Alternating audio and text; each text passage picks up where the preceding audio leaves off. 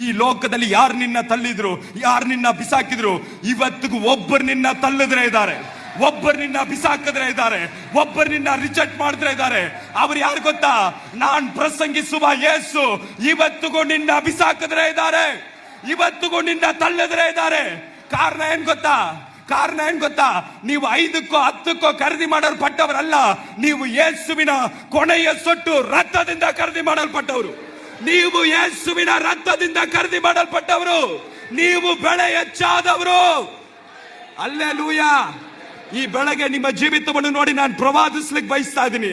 ಯೇಸು ಯಾತಕ್ಕೋಸ್ಕರ ರಕ್ತವನ್ನು ಕೊಟ್ಟು ನಿಮ್ಮನ್ನ ಖರೀದಿ ಮಾಡಿದ್ರು, ಅದನ್ನ ನೆರವೇರಿಸೋ ತನಕ ಆತನ್ ನಿಮ್ಮನ್ನ ಬಿಸಾಕಲ್ಲ, ಆತನ್ ನಿನ್ನ ರಿಜೆಕ್ಟ್ ಮಾಡಲ್ಲ. ಈ ಬೆಳಗ್ಗೆ ನಿನ್ನ ಜೀವಿತವನ್ನು ನೋಡಿ ನಾನು ದೇವ ಸೇವಕನಾಗಿ ಮಾತಾಡ್ತಾ ಇದ್ದೀನಿ.